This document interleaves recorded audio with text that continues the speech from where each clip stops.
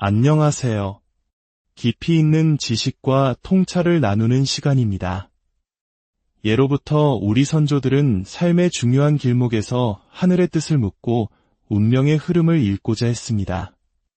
그 방법 중 하나가 바로 한 사람이 태어난 생년월일시, 즉 사주팔자를 통해 인생의 기륭화복을 내다보는 것이었습니다.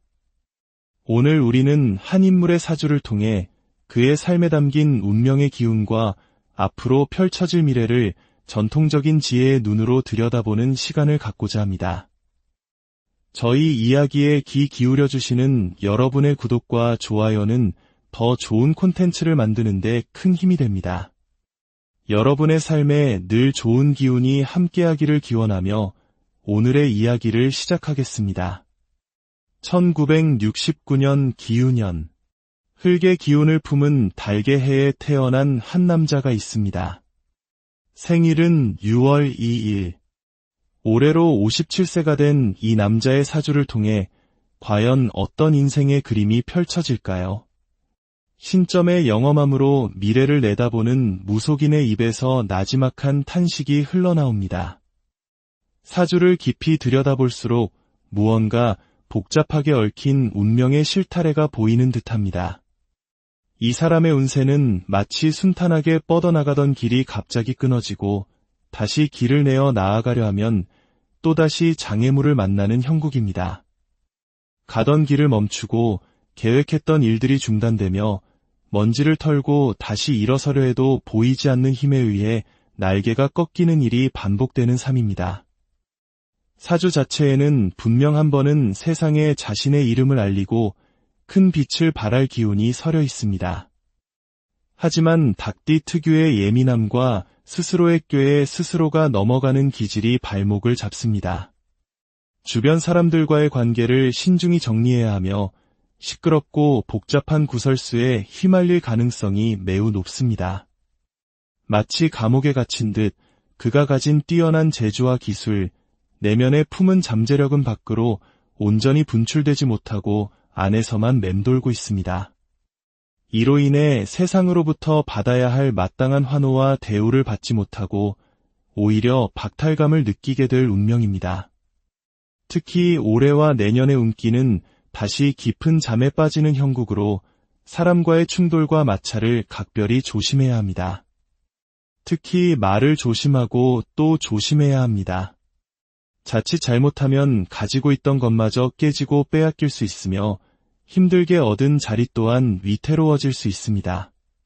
본래 이 사주는 학자의 머리를 가졌고 가문대대로 높은 관직에 오를 법한 기운을 품고 있습니다. 한 번은 하늘을 찌를 듯이 높이 솟아오를 기회가 분명히 있었습니다. 그리고 앞으로도 시대의 변화와 귀인의 도움을 얻어 다시 한번 날개를 펼칠 기회가 올 것이라 사주는 말하고 있습니다. 꺼져가던 불씨가 다시 살아나 하늘로 치솟는 듯한 재기의 운이 남아있는 것입니다. 그렇다면 이 남자는 과연 한 조직을 이끄는 지도자의 그릇을 타고났을까요? 그가 이끄는 조직은 하나로 똘똘 뭉쳐 번영할 수 있을까요? 하지만 돌아온 대답은 단호했습니다.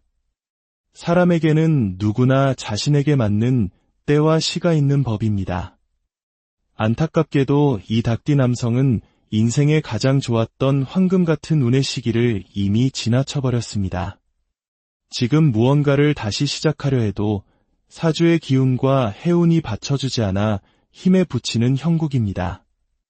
잘못하면 모든 것이 파괴되고 실패의 쓴잔을 마실 수 있는 위태로운 시기입니다. 그의 내면에는 흥이 많고 다채로운 면이 있지만 때로는 지나치게 꼼꼼하고 자신만의 세계에 갇혀 타인과 융화되지 못하는 성격이 있습니다. 이러한 이중적인 모습이 사람들과의 관계에서 계속 충돌을 일으키고 조직을 이끌더라도 잡음이 끊이지 않게 만듭니다. 사주에는 대장이 아닌 대장이 되라고 나와 있는데 이는 진정한 리더로서의 포용력과 덕망보다는 권력 자체를 좇는 모습을 경계하라는 뜻일지도 모릅니다. 그의 운명이 진정으로 다시 빛을 발하는 시기는 먼 훗날 60대 초반이 되어서야 비로소 찾아올 것입니다.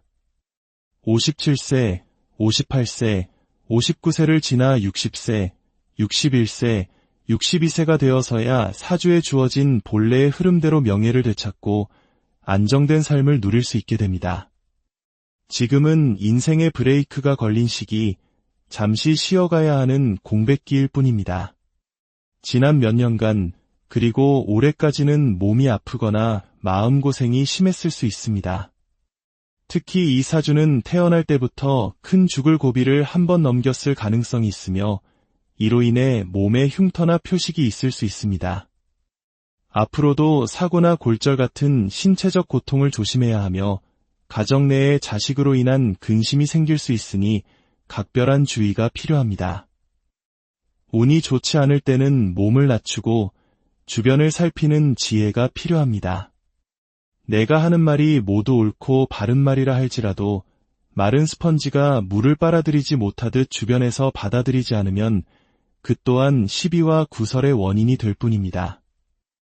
지금은 자신의 색깔을 지나치게 드러내기보다는 잠재력을 안으로 갈무리하며 다음 때를 기다려야 합니다. 이제 베일에 쌓여있던 이 남자의 정체를 밝힐 시간입니다. 그는 바로 국민의힘 장동혁 의원입니다. 그의 인력은 매우 독특합니다. 행정고시에 합격하여 공무원으로 재직하다 10년 후 다시 사법시험에 합격하여 판사로 임용되었습니다. 그리고 판사직을 그만둔 후 정계에 입문하여 국회의원이 되었습니다. 입법, 사법, 행정을 모두 경험한 보기 드문 경력의 소유자입니다. 이러한 화려한 경력은 그에게 폭넓은 경험과 시야를 주었을 것입니다.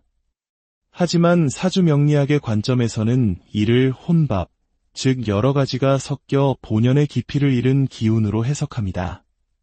마치 여러 병원을 전전하는 환자처럼 한 분야의 전문가로서 끝까지 뿌리내리지 못하고 여러 직업을 옮겨다닌 것은 그의 운명이 한 곳에 안주하지 못함을 보여줍니다. 판사였다면 판사의 길을, 검사였다면 검사의 길을 끝까지 갔어야 깊이 있는 성취를 이룰 수 있었을 것입니다. 지금의 성공은 과거의 경험들을 조금씩 활용하여 얻은 결과일 뿐 진정한 뿌리가 되지는 못하고 있습니다. 결국 별다른 재미를 보지 못하고 중단될 가능성이 높습니다. 결론적으로 그의 사주는 큰 위인이 될 만한 큰 그릇은 아닙니다. 겉은 화려해 보이지만 실속은 부족한 빛 좋은 게살구와 같습니다.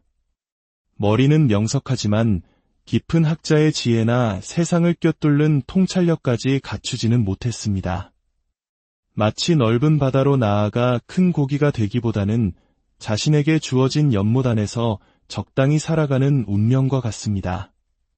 지금 그가 누리고 있는 명예와 권력은 어쩌다 운 좋게 얻은 잠깐 반짝이는 불꽃일 수 있습니다.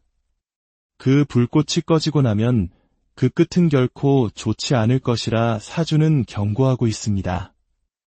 창의와 창조의 기운이 부족하여 새로운 시대를 열기보다는 기존의 틀 안에서 갈등과 대립을 반복하다 결국 스스로 고립될 수 있습니다. 사주란 무엇일까요? 정해진 운명의 지도일까요? 아니면 우리가 참고해야 할 삶의 나침반일까요? 한 인간의 운명은 하늘에 의해 정해진 것일까요? 아니면 우리 자신의 의지로 만들어가는 것일까요? 이 사주풀이는 한 공인의 삶을 바라보는 하나의 관점일 뿐입니다. 그가 앞으로 어떤 길을 걷게 될지 그 마지막 평가는 오직 시간만이 해줄 수 있을 것입니다. 오늘 이야기는 여기까지입니다. 시청해주신 모든 분들의 가정에 평안과 행복이 가득하시기를 진심으로 기원합니다. 감사합니다.